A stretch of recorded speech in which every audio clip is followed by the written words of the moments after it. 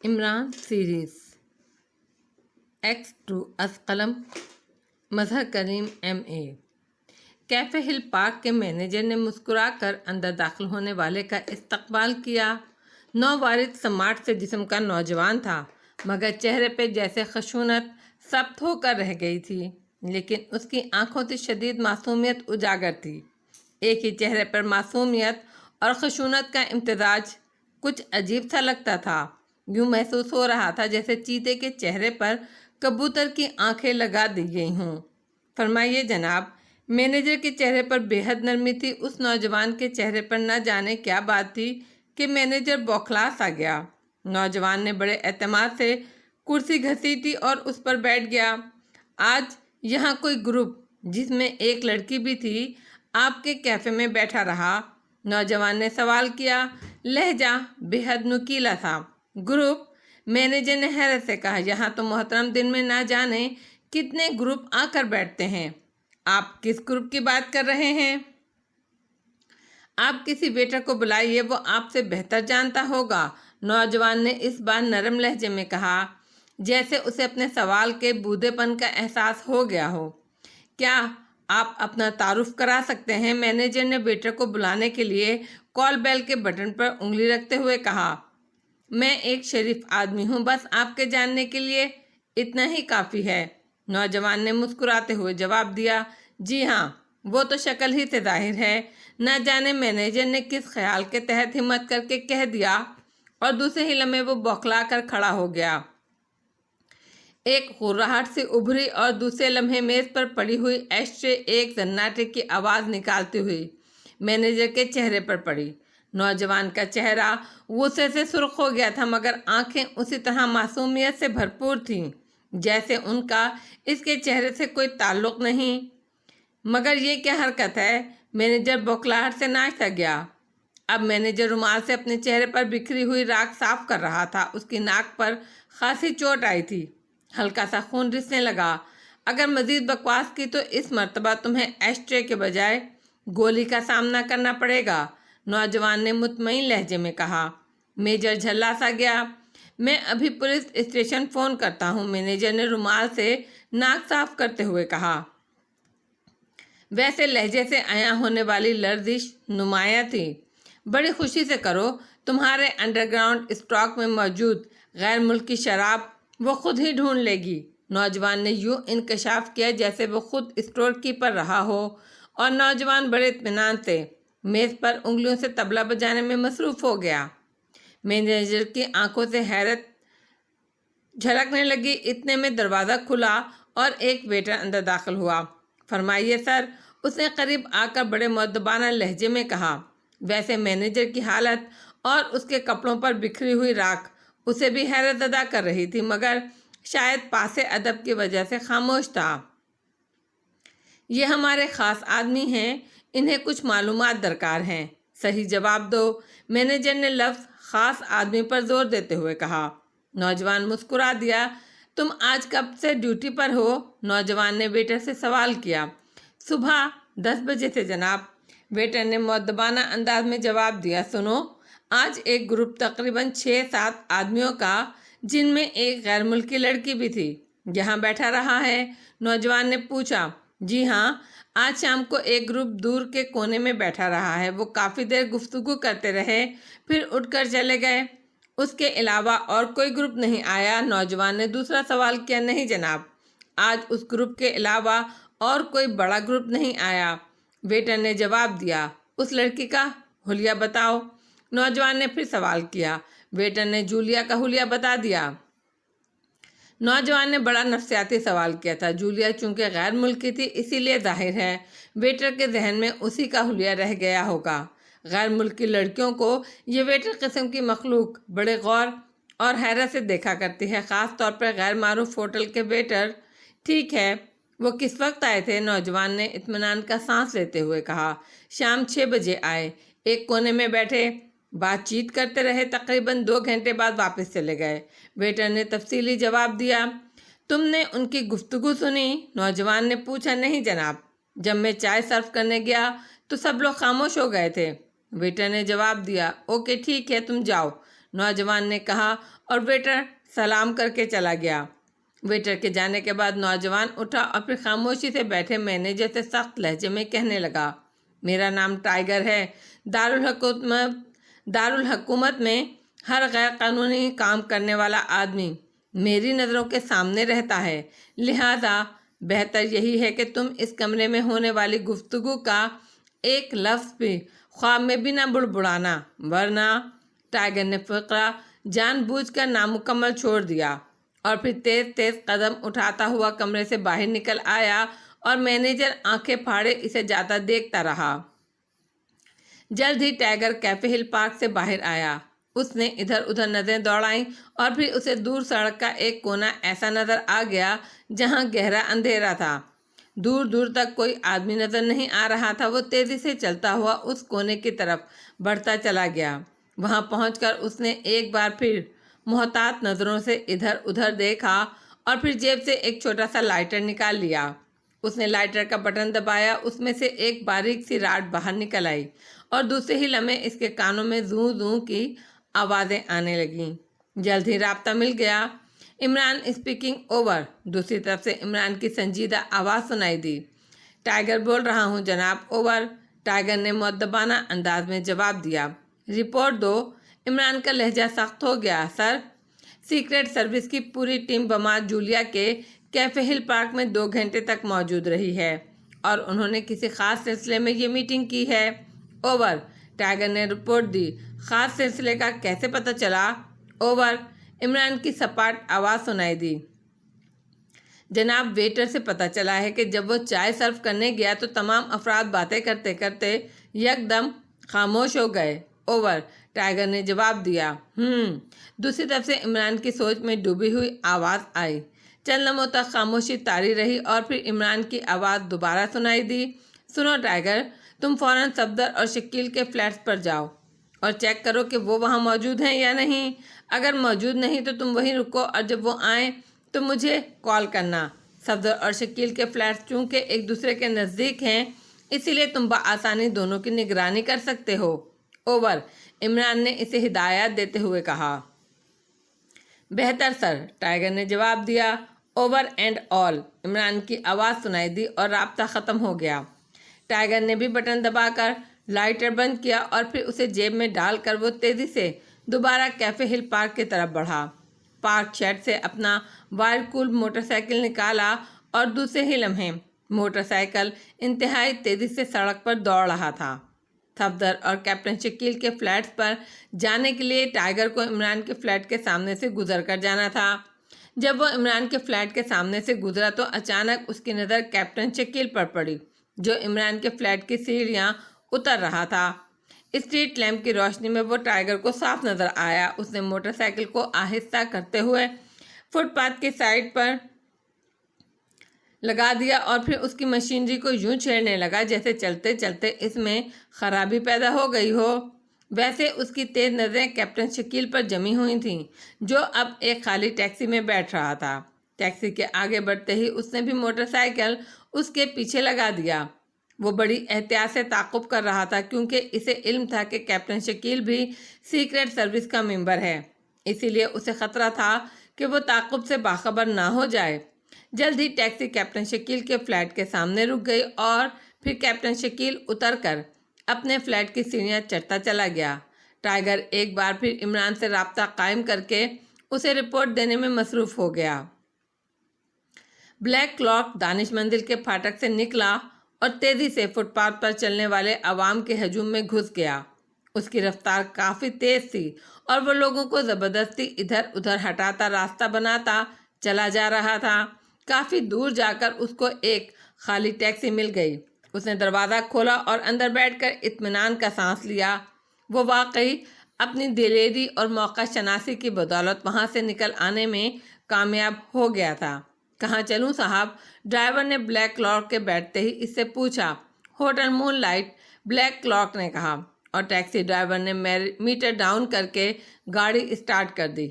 چند لمحوں بعد ٹیکسی تیزی سے سڑک پر دوڑ رہی تھی۔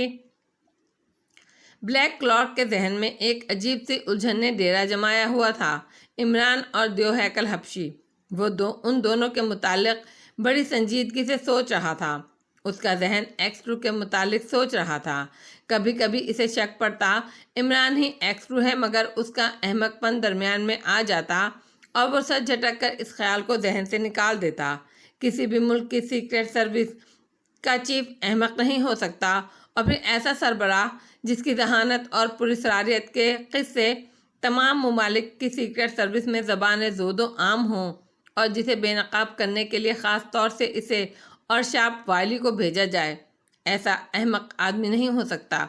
اور عمران کے متعلق اسے پورا یقین ہو گیا تھا کہ وہ اگر مکمل احمق نہیں تو کم از کم کریک ضرور ہے۔ ابھی وہ اسی ادھیڑ بن میں تھا کہ ٹیکسی ہوٹل کے کمپاؤنڈ میں پہنچ گئی۔ ٹیکسی کے رکنے پر وہ خیالات کی دنیا سے باہر آیا اور پھر اس نے نیچے اتر کر کرایہ دیا اور تیز تیز قدم بڑھاتا ہوا مین گیٹ میں داخل ہو گیا۔ جلد ہی وہ اپنے کمرے میں موجود تھا۔ اس نے دروازہ بند کر کے سب سے پہلے اپنے بیگ کے خفیہ خانے سے میک اپ باکس نکالا اور باتھ روم میں گھس گیا۔ تقریباً آدھے گھنٹے کے بعد جب وہ باتھ روم سے نکلا تو اس کی شکل مکمل طور پر تبدیل ہو چکی تھی۔ اب وہ کوئی مقامی آدمی معلوم ہو رہا تھا۔ اس نے بیگ بند کیا، ایک نظر کمرے پر ڈالی اور پھر وہ بیگ اٹھائے کمرے سے باہر آ گیا۔ کاؤنٹر کے سامنے سے گزرنے کا تو سوال ہی پیدا نہیں ہوتا تھا، کیونکہ وہ اس وقت ان کے گاہک کے روپ میں نہیں تھا، اسی لیے بیک ڈور استعمال کیا جو کچن کے قریب سے ہو کر گزرتا تھا۔ یہ راستہ وہ پہلے دیکھ چکا تھا تاکہ کبھی افراتفری میں بھاگنا پڑے تو وہ اسے استعمال کر سکے، اور اس وقت کی دیکھ بھال اب اس کے کام آ گئی۔ ہوٹل کے عقب گلی سے گزرتا ہوا وہ سڑک پر آ گیا۔ اس نے اطمینان کی ایک طویل سانس لی اور پھر جلد ہی اسے ایک ٹیکسی مل گئی۔ ہوٹل ڈریم لینڈ لے چلو، اس نے ٹیکسی میں بیٹھتے ہوئے ڈرائیور کو حکم دیا اور ڈرائیور نے مؤدبانہ طور پر سر جھکاتے ہوئے کلچ سے پیر ہٹا لیا۔ ٹیکسی تیزی سے آگے بڑھنے لگی۔ مختلف سڑکوں سے گزرنے کے بعد ٹیکسی ہوٹل ڈریم لینڈ کے وسیع کمپاؤنڈ میں داخل ہو کر رک گئی۔ بلیک لاک نے ڈرائیور کو کرایہ ادا کیا اور ہوٹل کے اندر آ کر اس نے کاؤنٹر گرل سے کمرہ طلب کیا۔ تیسری منزل پر موجود کمرہ اسے دے دیا گیا اور پھر پورٹر کی رہنمائی میں وہ کمرے میں پہنچ گیا۔ پورٹر کو ٹپ دے کر اس نے رخصت کیا اور دروازہ بند کر کے سب سے پہلے اس نے ٹیلی فون کا ریسیور اٹھایا، نمبر ڈائل کرنا شروع کر دیے۔ جلد ہی رابطہ مل گیا۔ ہیلو، دوسری طرف سے شارپ وائلی کی آواز سنائی دی۔ میں نمبر 1 بول رہا ہوں، بلیک کلاک نے سپاٹ لہجے میں کہا۔ اوہ، نمبر 1، کہاں سے بول رہے ہو؟ شارپ وائلی کی آواز میں چہکار تھی۔ میں آ رہا ہوں۔ بلیک کلاک نے فون پر مزید گفتگو مناسب نہ سمجھی اور فون رکھ دیا۔ بلیک کلاک نے محتاط نظروں سے کمرے کا جائزہ لیا، پھر اٹھ کر کمرے سے آ گیا۔ دروازہ لاک کرنے کے بعد وہ آگے بڑھا اور پھر کمروں کے نمبر دیکھتا ہوا ایک کمرے کے سامنے رک گیا۔ اس نے مخصوص انداز میں دروازے پر دستک دی۔ چند لمحوں کے بعد دروازہ کھل گیا۔ دروازے میں شارپ وائلی کھڑا اسے عجیب نظروں سے دیکھ رہا تھا۔ مکمل میک اپ کی وجہ سے شاید اسے پہچان نہیں سکا۔ کیا مجھے اندر آنے نہیں دو گے؟ بلیک کلاک نے مسکراتے ہوئے کہا۔ اوہ، تم آؤ آؤ۔ شارپ وائلی اس کی آواز پہچان گیا، ویسے اس کی نظروں میں حیرت تھی۔ بلیک کلاک نے اتنے ماہرانہ انداز میں میک اپ کیا تھا کہ شارپ وائلی کا تجربہ کار نظریں بھی دھوکہ کھا گئیں۔ بڑا مکمل میک اپ کیا ہے، شارپ وائلی نے صوفے پر بیٹھتے ہوئے کہا۔ مجھے خوشی ہے کہ اس میک اپ میں تم بھی مجھے نہ پہچان سکے۔ بلیک کلاک کے لہجے میں فخر کا عنصر موجود تھا۔ اس عمارت سے کیسے نکلے؟ شارپ وائلی نے تجسس والے لہجے میں پوچھا۔ زیادہ الجھن کا سامنا نہیں کرنا پڑا، ایک چھوٹی سی جھڑپ ہوئی اور میں باہر آ گیا، بلیک کلاک نے مسکراتے ہوئے کہا۔ اس کا تو مجھے یقین تھا کہ تمہیں دنیا کی کوئی طاقت تمہاری مرضی کے بغیر نہیں روک سکتی، اسی لیے مجھے اطمینان بھی تھا، شارپ وائلی نے کہا، اور بلیک کلاک مسکرا کر خاموش ہو گیا۔ کوئی خاص پوائنٹ؟ شارپ وائلی نے دوسرا سوال کیا۔ اب تک میں کوئی خاص اندازہ نہ لگا سکا کہ X2 کون ہے، بلیک کلاک نے بڑی سنجیدگی سے جواب دیا۔ عمارت میں کون کون تھا؟ شارپ وائلی نے پوچھا۔ عمارت میں صرف 3 آدمی نظر آئے۔ ایک تو گرائنڈر حبشی تھا، وہ تو یقیناً اس عمارت کا چوکیدار ہوگا۔ دوسرا وہ احمق عمران تھا، اور تیسرے آدمی کو میں اچھی طرح سے نہ دیکھ سکا کیونکہ اس کے اچانک آ جانے کی وجہ سے میں وہاں سے بھاگنے میں کامیاب ہوا تھا۔ ویسے طاہرانہ نظروں میں مجھے ایک عام ملازم لگتا تھا۔ اس کے کپڑے تو سادہ سے تھے، بلیک لاک نے بتایا۔ اس احمق عمران کے متعلق کیا خیال ہے؟ شارپ وائلی نے ٹھوس لہجے میں پوچھا۔ ارے نہیں، جس انداز میں تم سوچ رہے ہو وہ غلط ہے۔ وہ کریک کبھی ایکسٹرو نہیں ہو سکتا، اور دوسرا ہمیں بتایا گیا ہے کہ ایکسٹرو بغیر نقاب کے کبھی سامنے نہیں آتا، جبکہ وہ سارا دن آوارہ گردی کرتا رہتا ہے۔ بلیک کلاک نے ہنستے ہوئے جواب دیا۔ شارپ والی گہری سوچ میں ڈوب گیا۔ تمہاری کیا پروگریس ہے؟ بلیک کلاک نے پوچھا۔ کچھ خاص نہیں، سوائے اس عمارت کے اور کوئی خاص کلو سامنے نہیں آیا، شارپ والی نے جواب دیا۔ میرے خیال میں اندھیرے میں ٹامک ٹوئیاں مارنے کے بجائے ہمیں ایک خاص پلان ترتیب دینا پڑے گا، تب ہی ایکسٹرو بے نقاب ہو سکے گا۔ بلیک کلاک نے کچھ سوچتے ہوئے کہا۔ ہاں، میں بھی یہی سوچ رہا ہوں، شارپ والی نے گہری نظروں سے بلیک کلاک کو دیکھتے ہوئے کہا۔ میرے ذہن میں ایک پلان ہے، میرا خیال ہے اگر ہم اس پلان پر عمل کر لیں تو ہمیں 100% کامیابی ہو سکتی ہے۔ بلیک کلاک نے کہا۔ کیسا پلان؟ شارپ والی نے بڑی دلچسپی سے پوچھا۔ کوئی ایسا جرم کیا جائے کہ حکومت کے اعلیٰ افسران کی میٹنگ بلانی ضروری ہو جائے۔ ظاہر ہے وہاں ایکس-2 بھی ہوگا، پھر وہیں یا تو اسے گولی ماری جا سکتی ہے یا پھر اسے بے نقاب کیا جا سکتا ہے۔ اگر یہ دونوں صورتیں نہ ہو سکیں تو بہرحال اتنا تو ہو جائے گا کہ وہ ہماری نظروں میں آ جائے گا۔ اس کے بعد ہم اس سے بآسانی نپٹ سکتے ہیں۔ بلیک کلاک نے پلان کا خاکہ بتایا۔ پلان تو اچھا ہے، مگر وہ جرم ایسا ہو کہ ایکس-2 کی میٹنگ میں شمولیت ضروری ہو جائے۔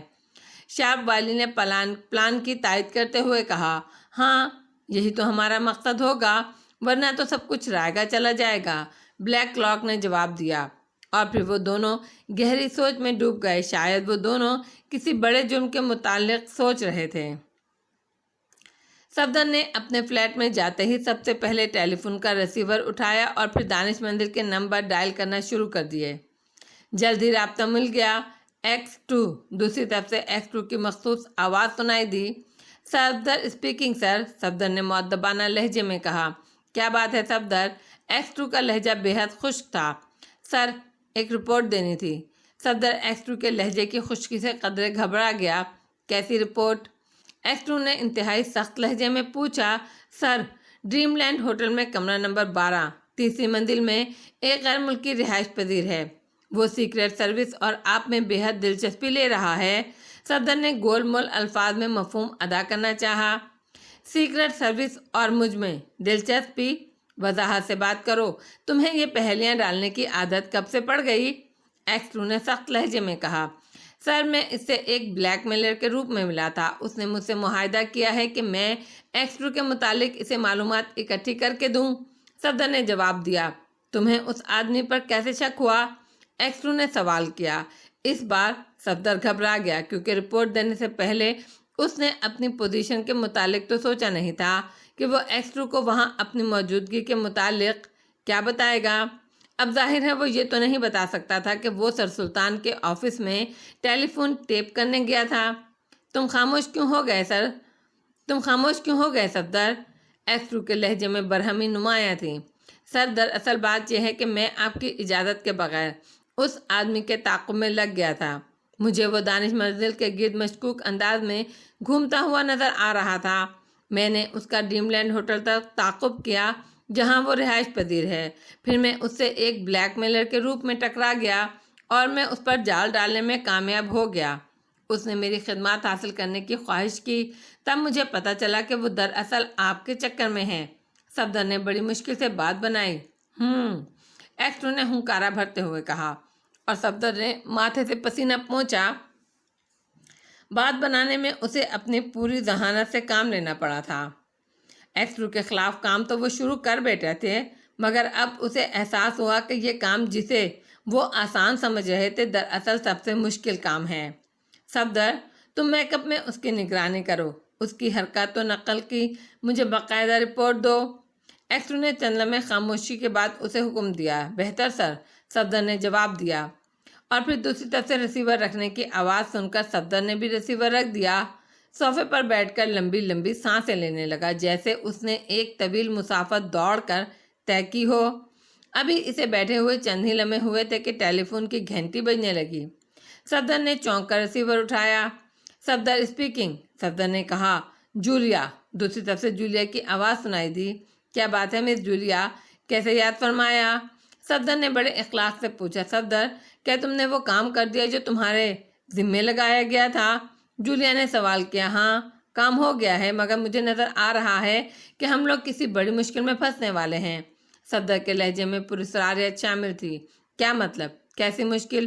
جولیا گھبرا گئی۔ بات یہ ہے مس جولیا کہ ایک غیر ملکی پارٹی بھی X2 کی نقاب کشائی میں دلچسپی لے رہی ہے۔ یہ کیا کہہ رہے ہو تم؟ جولیا کی آواز سے صفدر کو یوں محسوس ہوا جیسے اس خبر نے اس پر بجلی کے کرنٹ جیسا اثر کیا ہو۔ میں ٹھیک کہہ رہا ہوں مس جولیا، صفدر نے اپنی بات پر زور دیتے ہوئے کہا۔ تو پھر ہمیں اپنی کارروائیاں روک دینی چاہیے، کہیں دشمن ہماری کارروائیوں سے فائدہ نہ اٹھا لے۔ جولیا کے لہجے میں بے حد تشویش آ گئی۔ میرا خیال اس کے برعکس ہے۔ ہماری اور دشمن کی کارروائیوں میں بڑا فرق ہے۔ ہم اپنی کارروائیوں میں کسی سنگین جرم کا ارتکاب نہیں کریں گے، جبکہ دشمن کو اگر ضرورت پڑی تو وہ اس سے گریز نہیں کرے گا۔ صفدر نے جواب دیتے ہوئے کہا۔ یہ تو ٹھیک ہے، مگر ہم اپنی کارروائیاں اس کیس کے ختم ہونے کے بعد بھی جاری رکھ سکتے ہیں۔ ہمیں آخر جلدی کس بات کی ہے؟ یہ کیس ہم نے اس لیے شروع کیا تھا کہ ہم ان دنوں قطعی فارغ تھے، جبکہ تم کہہ رہے ہو ایک نیا کیس شروع ہو چکا ہے، تو ظاہر ہے ہمیں اپنی کارروائیوں کے لیے فرصت کہاں ملے گی؟ جولیا کارروائی بند کرنے پر تلی ہوئی تھی۔ آخر تم کارروائی بند کرنے پر اتنا اصرار کیوں کر رہی ہو، جبکہ میں نے اپنا کام زندگی اور موت کی سرحد پر لٹک کر پورا کیا ہے؟ صفدر کے لہجے میں تیکھا پن آ گیا۔ شاید اسے اپنی پوزیشن، جس کے تحت اس نے سر سلطان کے آفس میں فون ٹیپ کیا تھا، یاد آ گئی تھی۔ بات یہ ہے صفدر کہ میں ابھی چند منٹ پہلے ویسے ہی کیفے ہل پارک گئی تھی، مقصد صرف چائے پینے کا تھا۔ مجھے ایک ویٹر نے آ کر سرگوشی کے انداز میں بتایا کہ ایک نوجوان اس دن کی ہماری میٹنگ کے متعلق معلومات لیتا پھر رہا تھا۔ جولیا نے آخر دل کی بات کہہ دی۔ اوہ، یہ تو نئی خبر ہے۔ وہ نوجوان کون ہے؟ صفدر کا لہجہ بے حد تشویشناک تھا۔ میں نے ویٹر سے اس کا حلیہ معلوم کیا، لیکن کوئی خاص بات معلوم نہ ہو سکی۔ جولیا نے بتایا۔ کہیں وہ عمران تو نہیں؟ صفدر نے بے حد گھبرا کر کہا۔ نہیں، میں نے بھی اسی نظریے کے سامنے رکھتے ہوئے ویٹر پر جرح کی تھی، مگر جو حلیہ اور قد و قامت اس نے بتائی، وہ عمران پر کسی صورت بھی فٹ نہیں ہوتی۔ جولیا نے جواب دیا۔ تو پھر آخر وہ کون تھا، اور اسے سیکرٹ سروس کے ممبران کی سرگرمیوں سے کیا دلچسپی ہو سکتی ہے؟ صفدر چیکنم کی حالت میں بول رہا تھا۔ اسی لیے کہہ رہی ہوں، اس سے پہلے کہ صورتحال خطرناک حد تک بگڑ جائے، ہمیں اپنی مزید کارروائی روک دینی چاہیے۔ ہاں، ایک اور خاص بات، ابھی کیپٹن شکیل نے مجھے بتایا ہے کہ X2 نے اسے فون پر پوچھا تھا کہ وہ کیفے ہل پارک میں کیا کرنے جمع ہوئے تھے۔ کیپٹن شکیل نے اسے وقتی طور پر مطمئن کر دیا ہے، مگر جولیا نے فقرہ مکمل نہ کیا۔ ہاں، اگر یہ پوزیشن ہے تو پھر ہمیں کارروائی بند کرنی ہی پڑے گی، لیکن سر سلطان کے آفس اور عمران کے فلیٹ میں ہم نے جو کام کیا ہے اس کا کیا ہوگا؟ صفدر نے کہا۔ میرے خیال میں اسے برقرار رہنا چاہیے۔ ہو سکتا ہے ہمیں کوئی ایسی اطلاع مل جائے جس سے ہمارا مقصد حل ہو جائے۔ جولیا نے جواب دیا۔ اوکے۔ صفدر نے اس کی تائید کی، اور پھر جولیا نے خدا حافظ کہہ کر ریسیور رکھ دیا۔ صفدر ریسیور کریڈل پر رکھ کر حالات پر غور کرنے لگا۔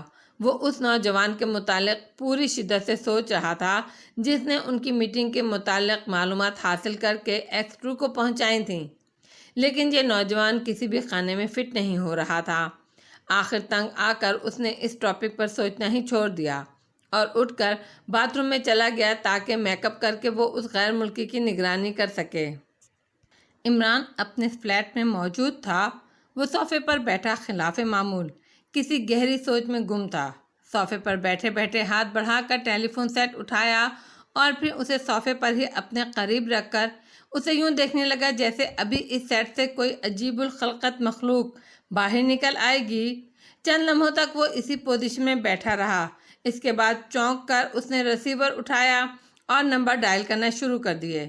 دراصل وہ ٹیلی فون سیٹ سے کسی مخلوق کی آمد کے متعلق پریشان نہیں تھا، بلکہ ٹائیگر کی اس رپورٹ پر غور کر رہا تھا کہ کیفے میں ہل پارک میں سیکرٹ سروس کے تمام ممبران نے ایک میٹنگ کی ہے۔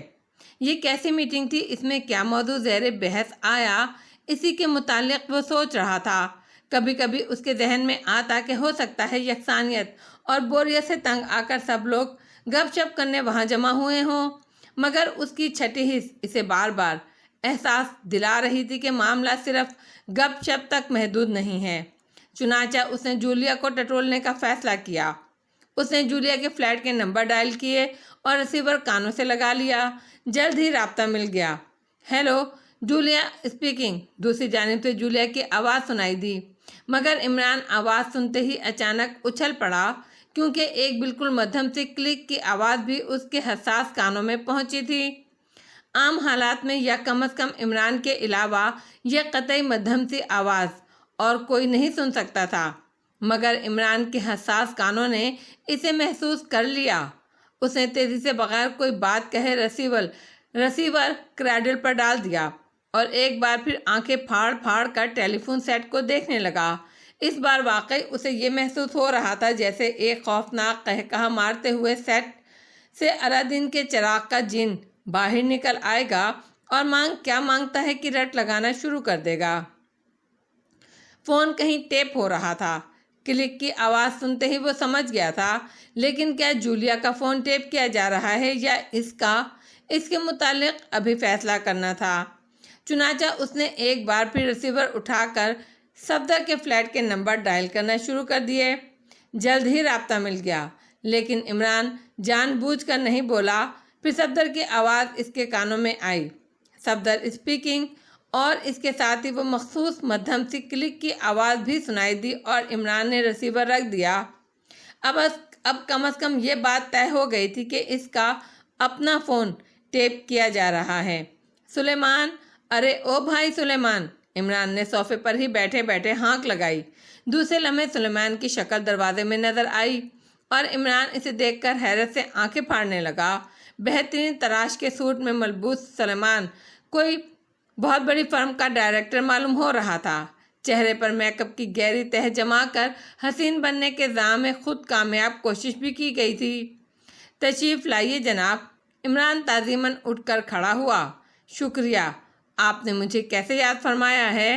سلیمان نے بھی تعظیماً جھکتے ہوئے کہا۔ لہجہ بے حد مہذب تھا۔ توبہ توبہ، میری یہ مجال کہاں ہو سکتی ہے کہ میں جناب والا کی شان میں گستاخی کر سکوں؟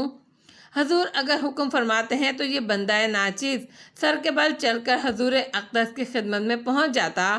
عمران نے اس لہجے میں جواب دیا جیسے وہ کسی کے سامنے حاضر ہو۔ آپ مذاق نہ کریں، کام بتلائیں، مجھے جلدی ہے۔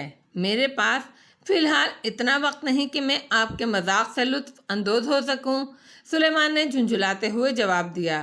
ویسے اس کے الفاظ کے انتخاب اور لہجے کے رکھ رکھاؤ نے اسے عمران سے بھی بڑا ایکٹر ہونے کی تصدیق کر دی تھی۔ حضور نے کہاں تشریف لے جانا ہے؟ عمران نے بڑی انکساری سے پوچھا۔ مجھے ہوٹل انٹر کانٹیننٹل میں نیشنل باورچی ایسوسی ایشن کے سالانہ اجلاس کی صدارت کرنی ہے، سلیمان نے بڑے غرور سے جواب دیا، اور عمران کی آنکھیں پھٹتے پھٹتے بچ گئیں۔ اچھا، میں سمجھا تھا کہ حضور شاید ہوٹل انٹر کانٹیننٹل خریدنے فرما جا رہے ہیں۔ عمران نے جواب دیا۔ آپ کام بتائیے ورنہ ہم چلتے ہیں، سلیمان نے گردن اکڑاتے ہوئے کہا۔ ایک اسکرو ڈرائیور چاہیے تھا۔ عمران نے کام بتایا۔ اسکرو ڈرائیور تو آپ دفتر روزگار سے رجوع فرمائیے، اخبار میں اشتہار دیجیے، میں بھلا ڈرائیور کہاں سے لاؤں؟ سلیمان جھنجھلا گیا۔ لیکن وہ اسٹور روم میں موجود ہے، عمران نے مسکراتے ہوئے کہا۔ اسٹور روم میں؟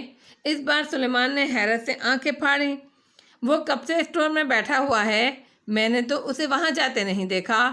اور پھر اس کا اسٹور روم میں کیا کام؟ سلیمان کہہ رہا تھا حضور انٹر کانٹیننٹل میں خطبہ صدارت اردو میں فرمائیں گے یا انگریزی میں؟ عمران نے ایک اور سوال کیا۔ اس سوال کا ڈرائیور سے کیا تعلق؟ سلیمان واقعی جھنجھلا گیا۔ اور ہاں، یہ اسکرو کیا چیز ہے؟ کیا کوئی نئی قسم کی کار ہے یا مریخ کی طرف جانے والا کسی خلائی جہاز کا نام؟ سلیمان کو چونکہ اسکرو کی اجنبیت کا احساس ہوا تھا۔ میں تو سمجھتا تھا کہ میرے دماغ کا ہی اسکرو ڈھیلا ہے، مگر اب مجھے یقین ہو گیا ہے کہ حضور کے دماغ کا تو اسکرو ہے ہی نہیں۔ عمران نے سنجیدگی سے کہا۔ اوہ، تو یہ بات ہے، سیدھی طرح کہیں کہ پیچکس چاہیے۔ خواہ مخواہ انگریزی کا روب جھاڑ رہے ہیں۔ میں بھی کہوں یہ اچانک ڈرائیور کی کیا ضرورت پڑ گئی؟ سلیمان عمران کے محاورہ بولنے سے مطلب سمجھ گیا۔ وہ انہی قدموں سے پلٹا اور دوسرے ہی لمحے اس نے پیچکس لا کر عمران کے سامنے رکھ دیا۔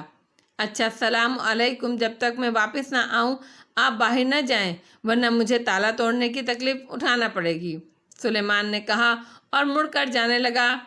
سلیمان، عمران نے انتہائی سنجیدگی سے کہا۔ سلیمان اسی تیزی سے پلٹا جیسے عمران نے اسے پکارا نہ ہو بلکہ کوڑا مار دیا ہو۔ پھر عمران کے چہرے پر بے پناہ سنجیدگی دیکھ کر بوکھلا گیا۔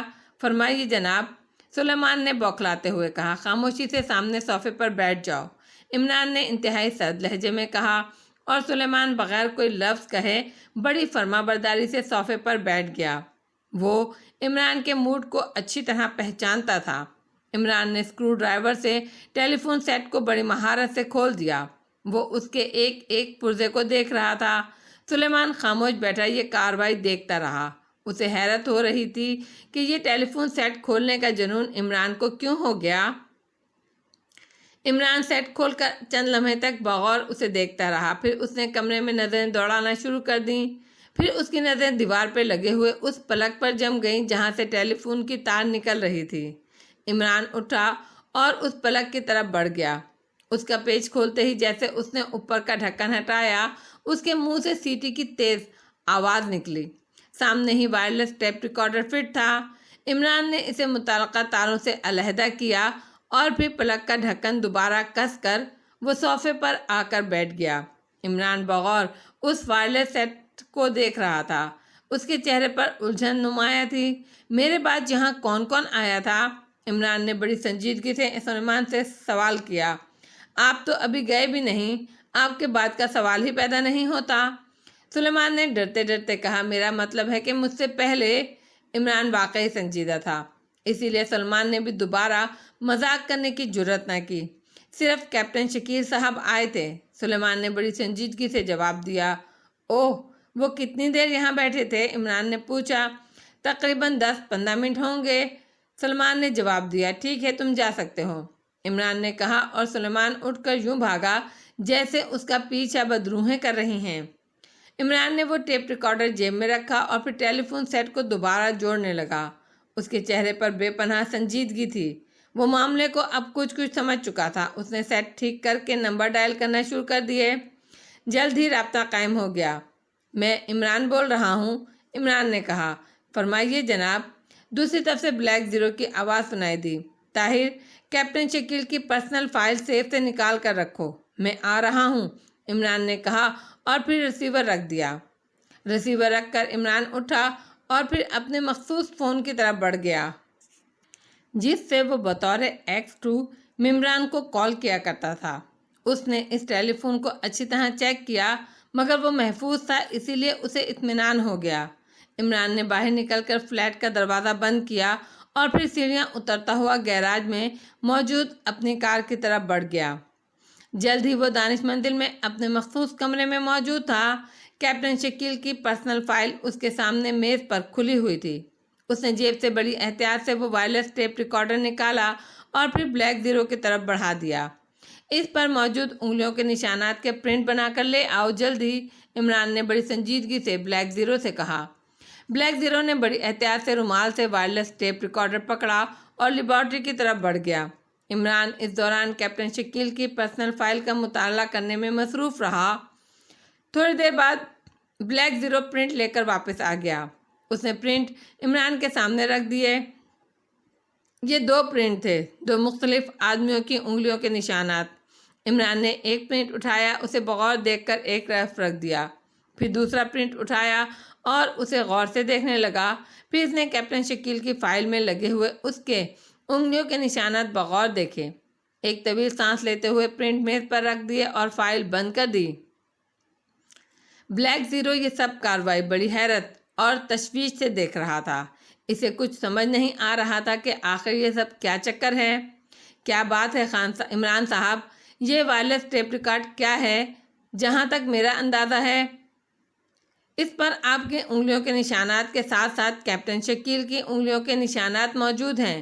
بلیک زیرو نے الجھن زدہ لہجے میں کہا۔ ہاں بلیک زیرو، تمہارا اندازہ قطعاً درست ہے۔ یہ وائرلیس ٹیپ ریکارڈر میرے فلیٹ کے ٹیلی فون سیٹ کو ٹیپ کرنے کے لیے جوائنٹ پلگ کے اندر لگایا گیا تھا، اور انگلیوں کے نشانات سے ظاہر ہے کہ یہ کام کیپٹن شکیل کا ہے۔ عمران نے تفصیل بتائی۔ اوہ، تو کیا کیپٹن شکیل کسی دشمن کا اعلیٰ کار بن گیا ہے؟ بلیک زیرو نے بڑی بے چینی سے کہا۔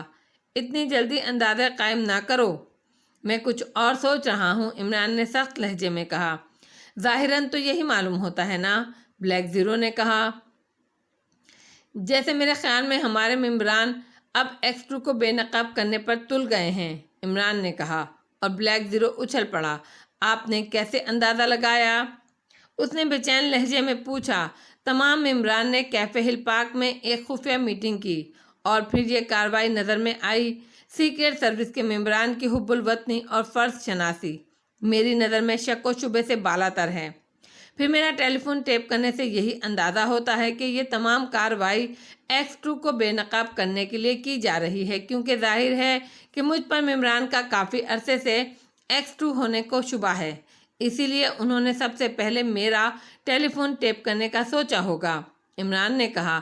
لیکن صفدر نے تو مجھے اطلاع دی ہے کہ ایک غیر ملکی بھی اس چکر میں ہے، بلیک زیرو نے کہا۔ ہاں، اب مجھے صفدر کی اس رپورٹ پر شبہ ہونے لگا ہے۔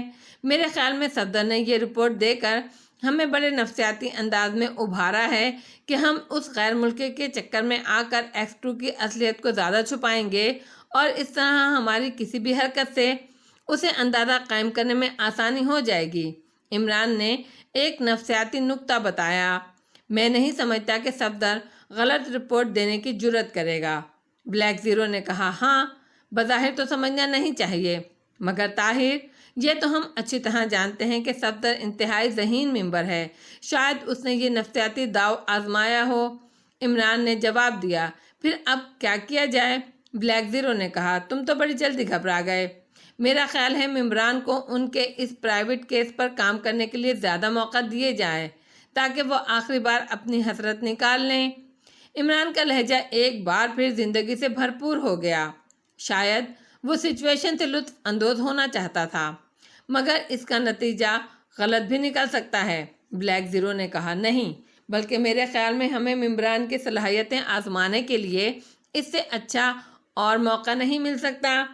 جیسے آپ کہیں، مگر میرے خیال میں اگر اس مسئلے کو یہیں ختم کر دیا جائے تو زیادہ بہتر ہوگا، بنسبت اس کے کہ ممبران کوئی کامیابی حاصل کرنے میں کامیاب ہو جائیں، بلیک زیرو نے کہا۔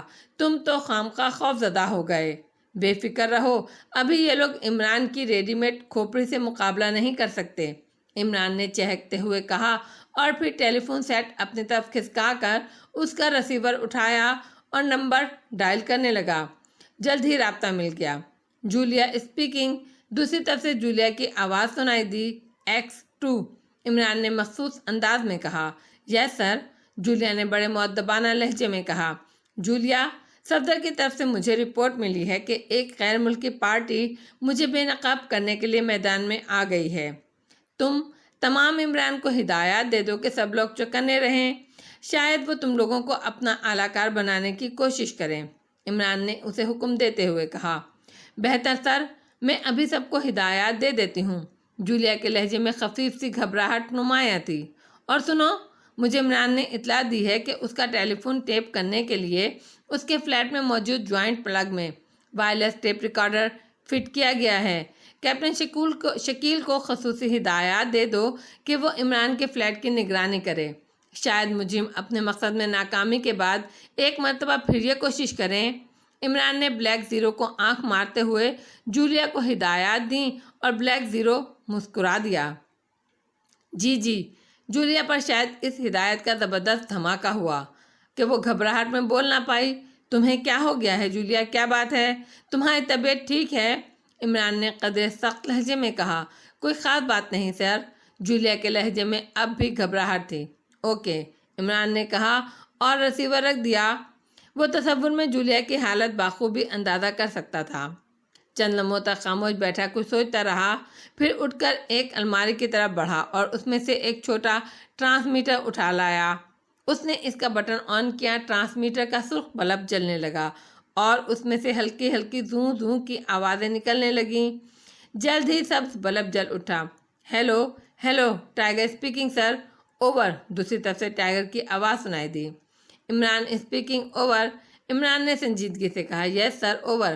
ٹائیگر نے مؤدبانہ لہجے میں کہا، ٹائیگر، ڈریم لینڈ ہوٹل کے کمرہ نمبر 120 تیسری منزل میں ایک غیر ملکی ٹھہرا ہوا ہے۔ صفدر میک اپ میں اس کی نگرانی کر رہا ہے۔ تم نے خفیہ طور پر ان دونوں کی نگرانی کرنی ہے اور وقتاً فوقتاً مجھے رپورٹ دیتے رہنا، اوور۔ عمران نے اسے ہدایات دیں۔ بہتر سر، میں ابھی جاتا ہوں، ٹائیگر نے مؤدبانہ لہجے میں کہا۔ مجھے یہ بتلانے کی ضرورت تو نہیں کہ تم میک اپ میں یہ کام کرو گے، عمران نے قدر تنزیہ لہجے میں کہا۔ نہیں جناب، اتنا تو میں بھی سمجھتا ہوں، کم از کم مجھے صفدر کی نظروں میں نہیں آنا چاہیے۔ Okay, over and all, Imran نے کہا اور پھر ٹرانسمیٹر کا بٹن آف کر دیا۔ میں چلتا ہوں طاہر، اگر صفدر کی طرف سے کوئی رپورٹ ملے تو مجھے فوراً آگاہ کرنا، عمران نے ٹرانسمیٹر جیب میں ڈالتے ہوئے کہا۔ بہتر جناب، بلیک زیرو نے مؤدبانہ لہجے میں جواب دیا اور عمران مڑ کر کمرے سے باہر نکل گیا۔ سر سلطان اپنے آفس میں بیٹھے ایک ضخیم فائل کے مطالعے میں غرق تھے کہ اچانک ٹیلی فون کی گھنٹی زور زور سے بجنے لگی۔ انہوں نے چونک کر سر اٹھایا اور پھر بڑی بیداری سے ہاتھ بڑھا کر ریسیور اٹھا لیا۔ یس، ان کا لہجہ بے حد پروقار تھا۔ مسٹر سلطان، کیا آپ بتا سکتے ہیں کہ ایکس2 دراصل کون ہے؟ ایک سپاٹ سی آواز ان کے کانوں میں گونجی۔ لہجہ غیر ملکی تھا۔ اس اچانک اور غیر متوقع سوال پر سر سلطان اچھل پڑے۔ تم کون ہو؟ انہوں نے اس اچانک حملے سے سنبھلتے ہوئے بڑے ہی سخت لہجے میں جواب دیا۔ میں کوئی بھی ہوں، تمہیں اس سے کیا مطلب؟ جو میں نے پوچھا ہے اس کا جواب دو۔ دوسری طرف سے بھی سخت لہجے میں جواب ملا، نان سینس، سر سلطان نے غصے سے کہا اور ریسیور کریڈل پر پٹک ڈالا۔ گو ان کے چہرے پر غصے کے تاثرات نمایاں تھے، مگر آنکھوں میں ابھرنے والی الجھن صاف بتا رہی تھی کہ وہ اس کال کے متعلق سنجیدگی سے سوچ رہے ہیں۔ اچانک انہوں نے چونک کر دوبارہ ریسیور اٹھایا اور ایکسچینج کے نمبر ڈائل کرنے لگے۔ جلد ہی رابطہ قائم ہو گیا۔ سلطان، سیکریٹری وزیر خارجہ اسپیکنگ، انہوں نے باوقار لہجے میں کہا۔ یس سر، آپریٹر اسپیکنگ، دوسری طرف سے لیڈی آپریٹر کی گھبرائی ہوئی آواز سنائی دی۔ ابھی ابھی میرے مخصوص ٹیلی فون پر کسی سے نمبر سے کال آئی تھی، انہوں نے سوال کیا۔ جی، پبلک بوتھ نمبر 140 پر سے، لیڈی آپریٹر نے سہمے ہوئے لہجے میں کہا، اور سر سلطان نے غصے سے ریسیور کریڈل پر دے مارا۔ وہ عجب سی الجھن میں مبتلا ہو گئے۔ یہ پہلا موقع تھا کہ کسی مجرم نے یوں ان سے براہ راست بات کی ہو۔ انہوں نے جھنجھلا کر ٹیلی فون اٹھایا اور پھر نمبر ڈائل کرنے کے لیے انگلی بڑھائی، مگر ایک لمحے کے لیے کچھ سوچ کر رہ گئے۔ ایک نیا خیال ان کے ذہن میں آیا اور انہوں نے یوں انگلی پیچھے ہٹائی جیسے ٹیلی فون سیٹ سے شعلے بھڑک رہے ہوں، اور وہ نادانی میں اپنی انگلی جلائے جا رہے تھے۔ انہوں نے ریسیور بھی کریڈل پر ڈال دیا اور خاموش بیٹھے کچھ سوچتے رہے۔ تھوڑی دیر کے بعد انہوں نے سر جھٹک کر اس بات کو ذہن سے نکالا اور دوبارہ فائلوں میں مصروف ہونے کی کوشش کرنے لگے، مگر یہ ٹیلی فون کال ان کے ذہن میں بار بار مچھر کے ڈنک کی طرح لگ رہی تھی۔ ایک عجب سی بے چینی ان کے اعصاب پر چھا گئی جنہیں وہ کوئی نام دینے سے قاصر تھے۔ آخر تنگ آ کر انہوں نے کوٹھی جانے کا فیصلہ کیا اور پھر انہوں نے سیکریٹری کو بلا کر تمام فائلیں اس کے سپرد کیں اور خود قدم بڑھا کر آفس سے باہر آ گئے۔ لفٹ کے ذریعے نیچے اتر کر وہ پارکنگ شیڈ میں آئے۔ ڈرائیور جو سامنے کینٹین میں بیٹھا تھا، اس نے اچانک سر سلطان کو کار کی طرف بڑھتے دیکھا تو بوکھلا کر اٹھا اور پھر بھاگ کر کار کی طرف آیا۔ سر سلطان اتنی دیر میں کار کا دروازہ کھول کر پچھلی سیٹ پر بیٹھ چکے تھے۔ ڈرائیور نے ہانپتے ہوئے ڈرائیونگ سیٹ کا دروازہ کھولا اور پھر اسٹیئرنگ سنبھال کر بیٹھ گیا۔ کوٹھی چلو، سر سلطان نے بے حد سنجیدگی سے کہا، اور ڈرائیور نے ایک طویل سانس لیتے ہوئے کار آگے بڑھا دی۔ جلد ہی کار سڑکوں پر دوڑنے لگی۔ سر سلطان کی کوٹھی اور ان کے دفتر کے درمیان ایک ویران سی سڑک پڑتی تھی، ایک ایسی سڑک جہاں اکا دکا ہی ٹریفک گزرتی تھی۔ اس وقت سڑک قطعاً سنسان تھی اور دور تک کوئی چیز نظر نہیں آ رہی تھی۔ سر سلطان دنیا و مافیا سے بے خبر کسی گہری سوچ میں غرق تھے۔ اچانک ڈرائیور نے بوکھلا کر پوری قوت سے بریکیں لگائیں اور سر سلطان جو کسی گہری سوچ میں غرق تھے، اس اچانک اور شدید جھٹکے کی وجہ سے ان کا سر سامنے والی سیٹ کی پوچھ سے اتنی طاقت سے ٹکرایا کہ ان کی آنکھوں کے آگے ایک دم اندھیرا سا چھا گیا۔ چوٹ کافی شدید لگی تھی اور چونکہ اچانک لگی تھی اسی لیے دوسرے ہی لمحے سر سلطان بے ہوش ہو کر سیٹوں کے درمیان لڑک گئے۔ ڈرائیور نے بریکیں سائڈ سے اچانک ایک کار کے سامنے آ جانے کی وجہ سے لگائی تھیں۔ خطرناک ایکسیڈنٹ تو اس نے بچا لیا، مگر جب تک وہ اس اچانک سے دھچکے سے اس کے ہوش سنبھلتے، سامنے والی کار سے 2 نقاب پوش اترے اور پھر ڈرائیور کی کنپٹی پر ریوالور کا دستہ اس قوت سے مارا کہ وہ بیچارہ اوہ تک کی آواز نہ نکال سکا اور ہوش کی سرحدیں عبور کر کے بے ہوش ہو گیا۔ وہ دونوں نقاب پوشوں نے تیزی سے کار کا پچھلا دروازہ ایک جھٹکے سے کھولا اور پھر سیٹوں کے درمیان بے ہوش پڑے سر سلطان کو گھسیٹ کر انہوں نے کار سے باہر نکالا اور اپنی کار کی پچھلی سیٹ پر بے دردی سے پھینکا۔ دوسرے ہی لمحے وہ خود بھی کار میں سوار تھے اور زوں کی آواز نکالتے ہوئے ان کی کار بجلی کسی تیزی سے آگے بڑھتی چلی گئی۔ کار میں پھینکنے کی وجہ سے سر سلطان کے دماغ پر چھایا ہوا کوہرا قدرے ہلکا پڑنے لگا۔ انہوں نے کسمسانا شروع کیا تھا کہ ان کے قریب بیٹھا نقاب پوش نے پوری قوت سے دستہ ریوالور کا ان کی کھوپڑی پر جما دیا اور وہ ایک بار پھر بے حس و حرکت ہو گئے۔ وہ دونوں اب اپنے نقاب اتار چکے تھے۔ پلان کا پہلا مرحلہ بخیر و خوبی انجام پا گیا۔ ڈرائیونگ سیٹ پر بیٹھے ہوئے بلیک کلارک نے مسکراتے ہوئے پیچھے بیٹھے شارپ سے کہا اور شارپ نے بھی مسکرا کر اس کی تائید کر دی۔ کار تیز رفتاری کے ریکارڈ توڑتی ہوئی قدرے سنسان سڑک پر سے ہوتی ہوئی ایک کالونی میں مڑ گئی اور پھر ایک کوٹھی کے کھلے ہوئے گیٹ میں داخل ہو گئی۔ دروازہ کھلا اور پھر اس سے پہلے کہ صفدر سنبھلتا، ایک ہاتھ نے بڑی پھرتی سے اسے اندر کھینچ لیا۔ صفدر لڑکھڑاتا ہوا اندر داخل ہو گیا۔ وہ اس وقت میک اپ میں تھا۔ جیسے ہی وہ سنبھلا، اسے اپنے سامنے 2 ریوالور اٹھے ہوئے نظر آئے۔ کیوں مسٹر صفدر سعید مجھ سے ہی دھوکہ کرنے چلے تھے؟ شارپ والی جس نے مڑ کر دروازہ بند کر دیا، اب بڑی زہریلی مسکراہٹ لیے سامنے کھڑا تھا۔ اس کا ساتھی ایک دبلے پتلے تار جیسے قد و قامت کا مقامی آدمی تھا۔ اس کے ہونٹوں پر بڑی معنی خیز مسکراہٹ تیر رہی تھی۔ کون صفدر سعید؟ اور آپ لوگ کون ہیں؟ صفدر جو اب اس اچانک وار سے سنبھل چکا تھا نے اطمینان سے کہا۔ نمبر 2، میرے خیال میں اس کا میک اپ صاف کرنا چاہیے، تبھی یہ انسانوں کی زبان میں بات کرے گا۔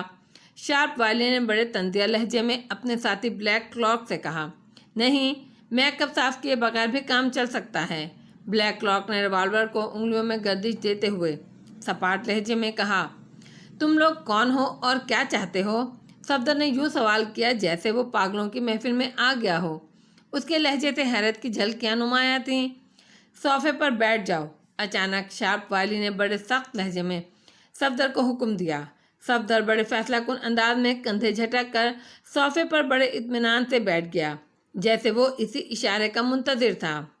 نمبر 2، اس کی جیب سے ریوالور نکال لو۔ خبردار، خاموشی سے بیٹھو۔ اگر ذرا سی بھی حرکت کی تو گولی دل میں ترازو ہو جائے گی۔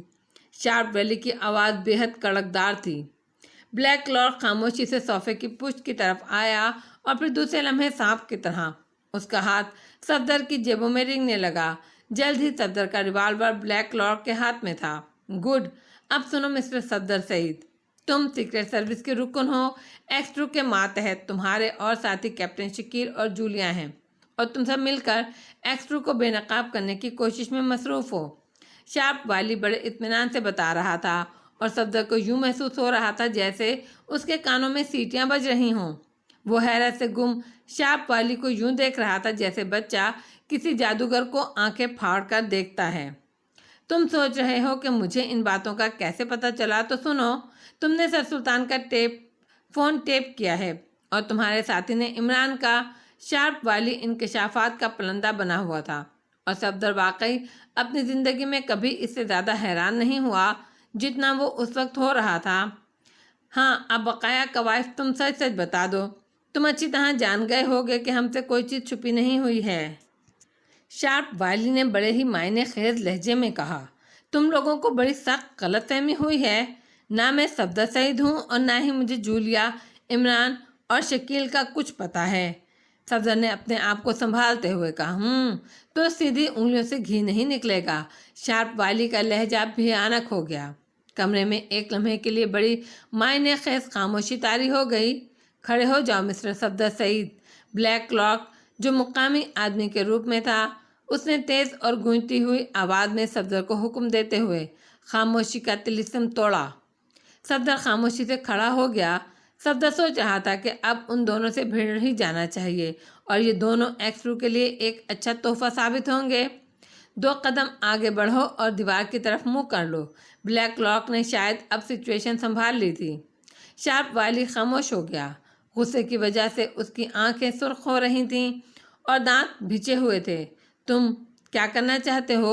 صفدر نے دیوار کی طرف بڑھتے ہوئے بڑے اطمینان سے پوچھا۔ شٹ اپ، جو میں کہہ رہا ہوں وہ کرو، بلیک کلاک نے چیخ کر اسے حکم دیا۔ صفدر کاندھے جھٹک کر دیوار کی طرف منہ کر کے کھڑا ہو گیا۔ بلیک کلاک نے معنی خیز نظروں سے شارپ وائلی کی طرف دیکھا اور پھر ریوالور کو نال کی طرف سے پکڑ کر آہستہ آہستہ قدم اٹھاتا ہوا صفدر کی طرف بڑھا۔ صفدر بے حد چوکنا تھا۔ کمرے میں لائٹ جل رہی تھی اور بلب داخلی دروازے کے اوپر لگا تھا، اسی لیے بلیک کلاک کا سایہ صفدر کے سامنے دیوار پر تھا۔ صفدر سائے کو دیکھ کر بلیک کلاک کی تمام حرکات کا مطلب سمجھ رہا تھا۔ اچانک صفدر نے سائے کا ہاتھ بلند ہوتے دیکھا۔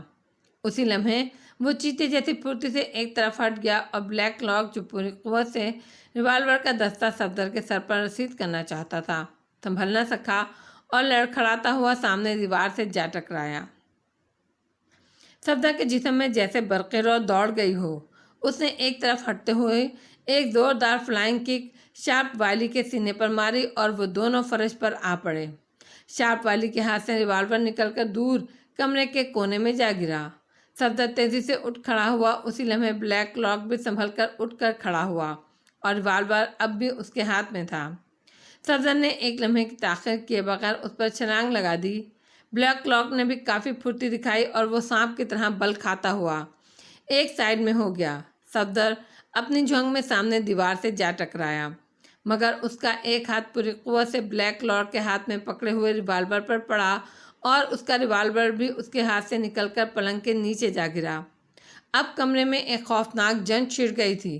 دنیا کے 2 بہترین سیکرٹ ایجنٹ صفدر کے مقابلے میں تھے، لیکن صفدر کسی سے کم نہیں تھا۔ چنانچہ وہ مردانہ وار مقابلہ کرتا رہا۔ اچانک شارپ وائلی کا داؤ چل گیا اور صفدر کی پسلیوں پر اس کا لیفٹ ہک پوری طاقت سے لگا۔ صفدر کے منہ سے بے اختیار اوہ کی آواز نکلی اور وہ دوہرا ہوتا چلا گیا۔ شارپ وائلی نے اس کی گردن پر 2 ہتھوڑے مارنا چاہے، مگر صفدر نے اچانک شارپ وائلی کی کمر پر اپنے دونوں ہاتھ ٹکا دیے اور پھر دوسرے ہی لمحے شارپ وائلی صفدر کے سر پر اٹھتا ہوا چلا گیا۔ صفدر نے قابل تعریف ہمت کا مظاہرہ کیا تھا۔ اتنی شدید ضربات کھانے کے بعد بھی اس کا شارپ وائلی کو اٹھا لینا ایک ناقابل یقین کارنامہ تھا۔ بلیک کلاک نے بڑی تیزی سے صفدر کی پشت پر لات مارنی چاہی، مگر صفدر شارپ وائلی کو اٹھائے پھرتی سے گھوم گیا اور بلیک کلاک کا یہ وار خالی ہو گیا۔ پھر دوسرے ہی لمحے صفدر نے اپنے ہاتھوں پر اٹھائے ہوئے شارپ وائلی کو بلیک کلاک پر اچھال دیا۔ ایک دھماکہ ہوا اور دونوں ایک دوسرے سے الجھ کر فرش پر جا گرے۔ صفدر نے ان دونوں کے الجھاؤ سے فائدہ اٹھانا چاہا اور وہ تیزی سے دروازے کی طرف لپکا، مگر بلیک کلاک جس پوزیشن میں گرا تھا اس کا ہاتھ پلنگ کے نیچے پڑے ہوئے ریوالور پر پڑ گیا اور اس نے انتہائی تیزی سے ریوالور اٹھا لیا۔ اس سے پہلے کہ صفدر دروازے کی چٹخنی کھول کر باہر نکلتا، بلیک کلاک کے ریوالور سے شعلہ نکلا اور صفدر ایک ہلکی سی چیخ مارتا ہوا فرش پر آ گرا۔ بلیک کلاک اور شارپ وائلی دونوں اٹھ کھڑے ہوئے۔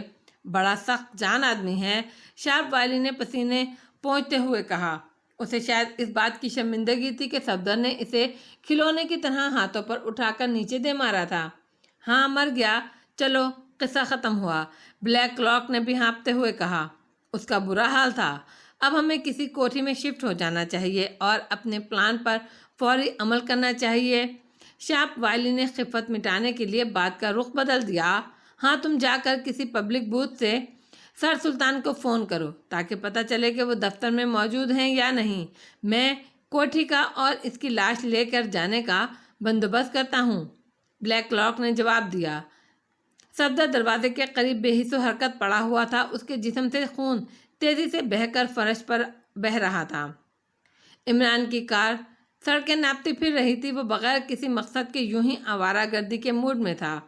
ویسے ٹرانسمیٹر اس کے پاس موجود تھا، وہ ٹائیگر کی رپورٹ کا منتظر تھا، یہ جاننا چاہتا تھا کہ آیا صفدر کی اطلاع غیر ملکی کے متعلق درست تھی یا یہ ایک نفسیاتی داؤ تھا۔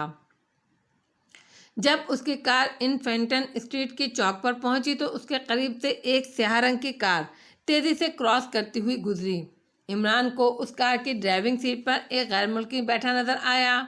گو عمران نے اس کی ایک ہی جھلک دیکھی تھی، لیکن اس کے دماغ میں جھٹکے لگ گئے۔ اس نے تیزی سے سر جھٹکا، لیکن ذہن میں اس آدمی کی پوری تفصیل نہیں آ رہی تھی۔ لیکن اس نے اپنی کار روکی اور پھر تیزی سے ٹرن دیتا ہوا اس سیاہ کار کے پیچھے چل پڑا۔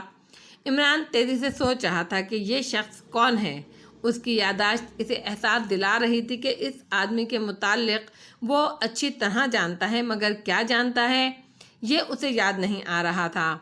بہرحال جلد ہی اس نے سیاہ کار کو جا لیا اور پھر مختلف سڑکوں سے گزرتے ہوئے سیاہ کار ایک پبلک بوتھ کے قریب جا کر رک گئی۔ عمران نے بھی کافی فاصلے پر اپنی کار ایک سائڈ پر روک دی۔ سیاہ کار میں سے ایک لمبا تڑنگا اور خوبصورت نوجوان نکل کر پبلک بوتھ میں داخل ہو گیا۔ اسی لمحے عمران کے ذہن میں جیسے بجلی کا جھماکا ہوا۔ اب اسے یاد آ گیا تھا کہ یہ ایکرمیا کا خطرناک اور مشہور سیکرٹ ایجنٹ شارپ وائلی تھا۔ اس کی فائل عمران کے پاس موجود تھی۔ تو یہ حضرت بھی یہاں موجود ہیں، عمران نے اپنے آپ سے کہا، اور دوسرے ہی لمحے اس نے کار کا دروازہ کھولا اور پھر ٹہلتا ہوا پبلک بوتھ کی طرف بڑھنے لگا۔ وہ پبلک بوتھ میں ہونے والی گفتگو معلوم کرنا چاہتا تھا۔ ہجوم میں مل جل کر وہ پبلک بوتھ تک پہنچ تو گیا، مگر گفتگو سننے میں اسے قطعاً ناکامی کا سامنا کرنا پڑا، کیونکہ جس وقت وہ پبلک بوتھ کے قریب پہنچا، شارپ والی گفتگو ختم کر کے بوتھ سے باہر نکل آیا تھا۔ شارپ والی نے ایک اچھتی نظر عمران پر ڈالی اور بغیر کسی تاثر کے تیزی سے کار کا دروازہ کھول کر اس میں بیٹھ گیا، اور دوسرے ہی لمحے اس کی کار تیزی سے آگے بڑھتی چلی گئی۔ عمران کو گفتگو سننے کی خواہش خاصی مہنگی پڑی، کیونکہ جب تک وہ ہجوم کو چیر کر واپس اپنی کار تک پہنچتا، شارپ والی کی کار کہیں سے کہیں جا پہنچی تھی۔ عمران نے اسے تلاش کرنے کی کافی کوشش کی، مگر وہ اسے نہ پا سکا۔ آخر کار اس نے کار کا رخ دانش منزل کی طرف کر لیا۔ اب عمران بڑی سنجیدگی سے اس مسئلے پر غور کر رہا تھا۔ اس کے شہر میں دو خطرناک، خوفناک سیکرٹ ایجنٹ موجود تھے، بلیک کلارک اور شارپ وائلی۔ ان دونوں کا کیا مقصد تھا اور وہ کس مشن پر اس کے ملک میں وارد ہوئے تھے، یہ ابھی تک تاریکی میں تھا۔ بس ایک صفدر کی اطلاع تھی۔ اب یہ قطعی طور پر معلوم نہیں تھا کہ آیا اس کی اطلاع شارپ وائلی سے متعلق تھی یا کسی اور سے۔ دانش منزل پہنچ کر وہ سیدھا آپریشن روم میں گیا۔ بلیک زیرو آپریشن روم میں اپنی ڈیوٹی پر موجود تھا۔ طاہر، ایکرمیا کی سیکرٹ ایجنٹوں کی فائل لسٹ تو لے کر آؤ، عمران نے کرسی پر بیٹھتے ہوئے طاہر سے کہا، اور بلیک زیرو خاموشی سے خفیہ ریکارڈ روم کی طرف بڑھ گیا۔ چند لمحوں بعد فائل لسٹ عمران کے سامنے تھی۔ اس نے شارپ وائلی اور بلیک کلارک کی فائلوں کے نمبر دیکھے اور یہ دونوں نمبر طاہر کو لے کر آنے کو کہا۔ بلیک زیرو دوبارہ ریکارڈ روم کی طرف بڑھ گیا۔ تھوڑی دیر بعد دونوں فائلیں اس کے سامنے میز پر تھیں۔ عمران نے شارپ وائلی کی فائل اٹھائی اور غور سے اس کا مطالعہ شروع کر دیا۔ ابھی اس نے فائل کا پوری طرح مطالعہ نہیں کیا تھا کہ ایک ہلکی سی پیپ پیپ کی آواز اس کے کانوں سے ٹکرائی۔ اس نے چونک کر فائل میز پر رکھی اور پھر جیب سے ٹرانسمیٹر نکال کر ہاتھ میں لے لیا۔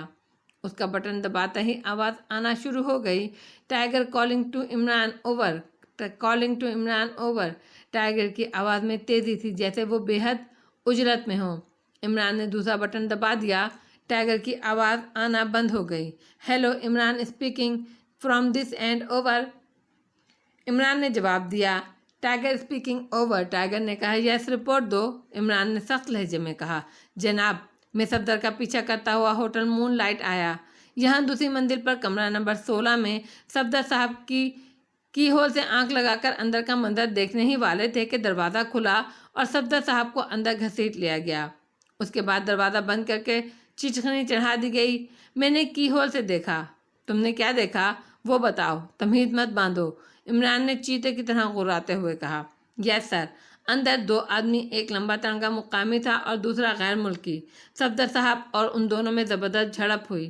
نتیجہ یہ کہ انہوں نے صفدر صاحب کو گولی مار کر شدید زخمی کر دیا۔ چونکہ آپ کی سخت ہدایات تھیں کہ کسی معاملے میں دخل نہ دوں، اسی لیے میں چاہتے ہوئے بھی دخل نہ دے سکا۔ ٹائیگر تفصیل سے رپورٹ دے رہا تھا۔ آگے بتاؤ۔ اوور، عمران نے اس کی بات کاٹتے ہوئے سپاٹ لہجے میں کہا۔ اس کے بعد وہ غیر ملکی کمرے سے نکلا اور اس نے کمپاؤنڈ میں کھڑی ایک سیاہ رنگ کی کار کی لاک توڑی اور اسے لے بھاگا۔ دوسرے غیر ملکی آدمی نے کسی کو ٹیلی فون کیا اور تھوڑی دیر بعد ایک ایمبولینس وہاں پہنچ گئی۔ ایمبولینس سرکاری ہسپتال کی تھی۔ صفدر کو ایمبولینس میں ڈال کر وہ لے گئے۔ اس کے بعد مقامی آدمی ایک ٹیکسی میں بیٹھ کر چلا گیا۔ اوور، ٹائیگر نے رپورٹ ختم کر دی اور تم الو کی طرح دیدے گھماتے رہ گئے۔ اوور، عمران نے بھیانک لہجے میں اسے ڈانٹا۔ نہیں جناب، میں اس مقامی آدمی کا تعاقب کر رہا ہوں۔ وہ جمال پورہ کی کوٹھی نمبر 112 میں داخل ہوا۔ میں اب تک وہاں کوٹھی کے قریب ہی موجود ہوں اور وہ آدمی بھی ابھی ابھی کوٹھی میں ہے۔ اوور، ٹائیگر نے جواب دیا۔ اس کا لہجہ کافی سے زیادہ خوف زدہ تھا۔ تم نے چیک کیا کہ اس کوٹھی کو کوئی پچھلا دروازہ تو نہیں؟ اوور، عمران نے سوال کیا۔ یس سر، مجھے خیال آیا تھا اور میں نے چیک کیا، لیکن اس کوٹھی کا کوئی بیک ڈور نہیں ہے۔ اوور، عمران نے جواب دیا۔ عمران چند لمحوں تک کچھ سوچتا رہا، پھر بولا، ٹائیگر تم ایسا کرو، اس کوٹھی میں داخل ہو جاؤ اور مجھے رپورٹ دو کہ وہ مقامی آدمی وہاں کیا کر رہا ہے اور آیا اس کوٹھی میں اور کوئی بھی موجود ہے کیا، یا وہ اکیلا ہے؟ اوور، عمران نے اسے احکامات دیتے ہوئے کہا۔ بہتر جناب، ٹائیگر نے جواب دیا۔ اوور اینڈ آل، عمران نے کہا اور پھر اس نے ٹرانسمیٹر کا بٹن آف کر کے اسے جیب میں ڈالا۔ طاہر، تم ہسپتالوں کو فون کر کے پتہ کرو کہ صفدر کو کون سے ہسپتال میں لے جایا گیا ہے۔ ویسے مجھے امید ہے کہ وہ ایمبولینس فراڈ ہوگی، عمران نے بلیک زیرو سے مخاطب ہو کر کہا، اور بلیک زیرو نے خاموشی سے ٹیلی فون کے نمبر ڈائل کرنا شروع کر دیے۔ عمران نے دوبارہ فائل اٹھائی، لیکن اس بار وہ اجرت میں صفحے پر صفحہ پلٹتا چلا گیا۔ شاید اب اس کے پیش نظر وقت گزارنا تھا۔ مختلف نمبروں پر ٹیلی فون کرنے کے بعد بلیک زیرو نے مایوسی سے ریسیور کریڈل پر ڈال دیا۔ کسی ہسپتال کی ایمبولینس مون لائٹ ہوٹل نہیں گئی، بلیک زیرو نے عمران کو بتایا۔ اس کے لہجے میں تشویش نمایاں تھی۔ عمران نے ہنکارا بھرا اور چند لمحوں کی خاموشی کے بعد وہ اٹھ کر کھڑا ہو گیا۔ بلیک زیرو، کھیل شروع ہو چکا ہے۔ صفدر کی اطلاع صحیح تھی۔ ایکرمیا کے دو بہترین سیکرٹ ایجنٹ شاپ وائلی اور بلیک کلاک ہمارے خلاف میدان عمل میں اتر چکے ہیں۔ اب ہمیں پوری طرح ہوشیار رہنا چاہیے، عمران نے بلیک زیرو سے مخاطب ہو کر کہا۔ لیکن ان کے مشن کا مقصد؟ بلیک زیرو نے پریشانی سے پوچھا۔ صدر کی اطلاع کے مطابق ان کا مشن یہی ہے کہ وہ ایکس 2 کو بے نقاب کریں، لیکن آئندہ ان کا کون سا مشن سامنے آتا ہے یہ حالات بتائیں گے۔ تمام ممبرز کو الرٹ کر دو کہ وہ ایک لمحے کے نوٹس پر کام کرنے کے لیے تیار رہیں۔ کوئی ممبر اپنے فلیٹ سے بغیر اطلاع دیے باہر نہیں جائے گا، اور تم آج سے دانش مندر کے بجائے رانا ہاؤس میں منتقل ہو جاؤ، کیونکہ دانش مندر بلیک کلاک کی نگاہ میں آ چکی ہے، اسی لیے اسے کیموفلاج کر دو۔ عمران نے بڑی سنجیدگی سے بلیک زیرو کو ہدایت دی اور مڑ کر کمرے سے باہر نکل گیا۔